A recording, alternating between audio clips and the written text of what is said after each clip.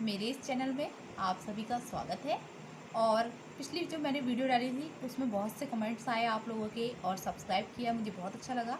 अब अगर आपको वीडियो पसंद आता है तो चैनल को ज़रूर सब्सक्राइब करिएगा और शेयर भी करिएगा अपने फ्रेंड्स के साथ। और आज मैं आपको उत्तराखंड अनुप्रयुक्त गणित अप्लाइड मैथमेटिक्स में यूनिट फर्स्ट स्टार्ट करूँगी। तो यूनिट फर्स्ट चलिए देखते हैं क्या है। यूनिट फर्स्ट है कोऑर्डिनेट ज्योमेट्री। कोऑर्डिनेट ज्योमेट्री निर्देशांक ज्योमेट्री, जिसका फर्स्ट चैप्टर हम देखें तो वो है स्ट्रेट लाइन। इसमें और भी चैप्टर्स होंगे जैसे पैराबोला है, एलिप्स है, सर्किल है, बहुत सारी चीज़ें हैं, उनको धीरे धीरे पढ़ेंगे।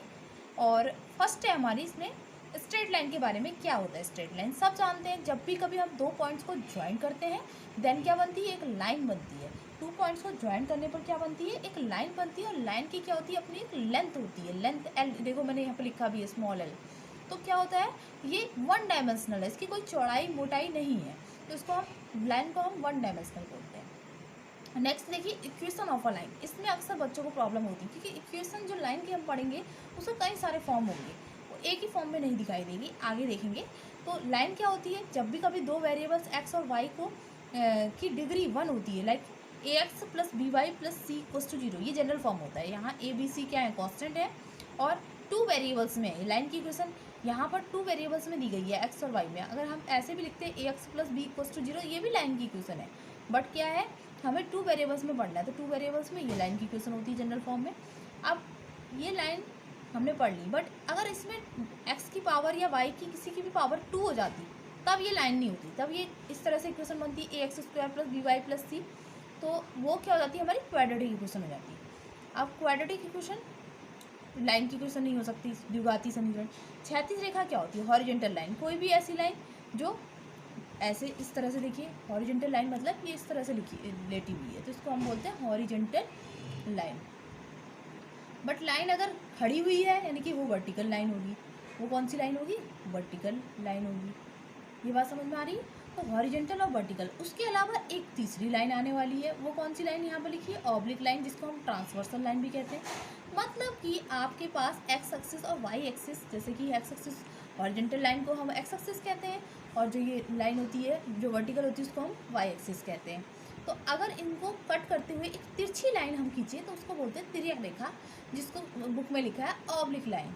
ऑब्लिक लाइन होती है, ठीक है। अब जब हमें तीनों लाइंस के बारे में पता चल गया, अब लाइन जब इंटरसेक्ट होती है तो एंगल भी बनेगा। एंगल ऑफ इंक्लाइनेशन कैसे मेजर करते हैं इसको समझेंगे। जैसे ये मैंने एक्स एक्सिस बनाया, उसके बाद मैंने ये वाई एक्सिस बनाया, और ये मैंने ऑब्लिक लाइन बना दी। ऑब्लिक लाइन इस कितना एंगल बनाएगी, वो कहाँ से मेज़र होता है, वो हमेशा एंटी क्लॉकवाइज, मतलब कि एक्स एक्सिस से हम मेज़र करेंगे। सपोज ये थीटा एंगल बना रही है, कभी आप यहाँ से मेज़र करने की ट्राई मत करिएगा। हमेशा एंगल ऑफ इंक्लाइनेशन लाइन का कहाँ से देखा जाता है, एक्स एक्सिस से देखा जाता है, तो that will be theta, x axis से। अब अगर ये लाइन क्या हो जाए, अगर थीटा जीरो हो जाए तो सपोज करिए आप क्या होगा, ये लाइन अगर ये एंगल जीरो हो गया इट मीन्स ये लाइन इसके पैरेलल आ जाएगी। या फिर हम ये कह सकते हैं कि अगर कोई भी लाइन एक्स एक्सिस के पैरेलल दिखाई दे रही है, पैरेलल का मतलब होता है कि उसकी डिस्टेंस हर एक पॉइंट पर क्या होगी, डिफर सेम होगी। चाहे आप यहाँ मेजर कर लीजिए, यहाँ मेजर कर लीजिए, ये थोड़ा सा डिफरेंट आ रहा है मेरा, आप बनाइएगा पैरेलल लाइन इस तरह से, रेल की पटरी होती है ट्रैक, सेम वैसे ही। तो क्या होगा, हर पॉइंट पर डिस्टेंस क्या आ रही है, सेम आ रही है। तो इसका मतलब ये पैरेलल लाइन है और इनके बीच का एंगल कितना होने वाला है, theta will be zero. But अगर मैं इसी लाइन को, जो मैंने a b line x axis के पैरेलल बनाई थी, अब मैं उसी ए बी लाइन को वाई एक्सिस के पैरेलल बनाती हूँ, तो एंगल कितना होगा, तब एंगल फिर से हमें एक्स एक्सिस से ही मेज़र करना होगा। ये नहीं कि हमने एक्स एक्सिस से यहाँ मेज़र किया, एक्स एक्सिस से मेज़र करने पर हमें जो एंगल दिखाई देगा वो ये एंगल होगा। ऐसा नहीं कि हम वाई एक्सिस से मेज़र करते, अगर वाई से मेज़र करते तो ये एंगल भी जीरो हो जाता। तो एंगल कितना हो जाएगा, थीटा विल बी 90 डिग्री। ये एंगल वर्टिकल लाइन और ये हॉरिजॉन्टल के बीच का एंगल कितना होता है, 90 डिग्री। अब आपको इसके साथ ही आपने पढ़ा angle of inclination, straight line की इक्वेशन और डेफिनेशन पढ़ ली। उसके बाद अब हम बात करेंगे स्लोप पर। कोई भी लाइन ऑब्लिक लाइन बनी है तो इसका कुछ झुकाव होगा, और ये इसका टेंजेंशियल फॉर्म हमारा क्या होता है, स्लोप होता है। स्लोप या हम कह सकते हैं ग्रेडियंट। तो m will be tan theta, m की वैल्यू टेन थीटा की इक्वल हो गई। अगर आपको थीटा के फॉर्म में दिया है तो आप m, अगर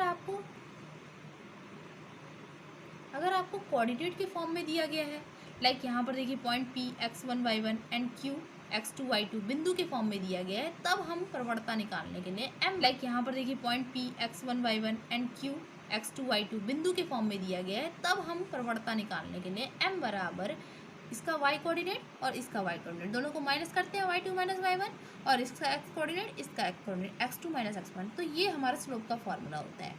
अब हमने स्लोप पढ़ लिया, उसके बाद इससे रिलेटेड कुछ यहाँ पर दिए गए हैं, इसको समझिएगा। अगर m की वैल्यू m इक्वल्स टू 1090 है, मतलब कि इसी पे हमने थीटा की वैल्यू कितनी रख दी, 90 रख दी। तो 1090 की वैल्यू आपको लर्न है, अनडिफाइंड होती है, अपरिभाषित।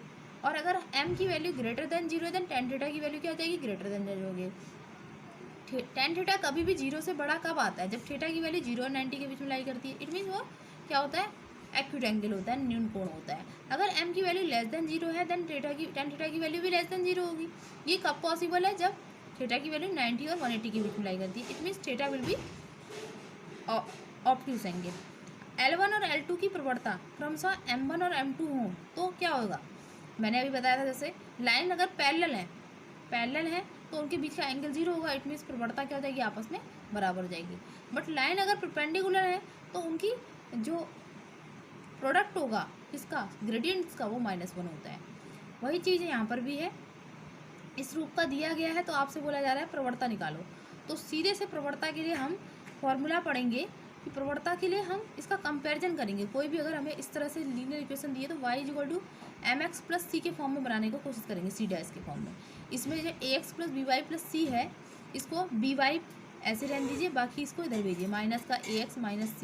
b को अपॉन में लाएंगे तो क्या बन जाएगा, y = हो जाएगा y = -a/b x - c/b।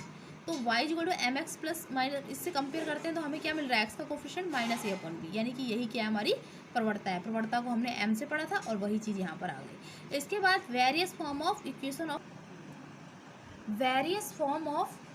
Of a line, मतलब कि हम इसके इक्वेशन के कई सारे टाइप्स अगले चैप्टर में, अगले वीडियो में पढ़ने वाले हैं। बस इतना ही है, उसके बाद इससे रिलेटेड क्वेश्चंस करेंगे। वीडियो अगर अच्छी लग रही है तो चैनल को सब्सक्राइब और लाइक करिए, और अगर समझ में कुछ नहीं आ रहा है तो कमेंट ज़रूर करिए। और अगर आपको लगता है कि ये चैप्टर मुझे नहीं शुरू करना चाहिए था, कोई और चैप्टर, तो उसको भी बताइए। जब तक आप बताएंगे नहीं, मुझे कुछ समझ में नहीं आएगा। Thank you so much.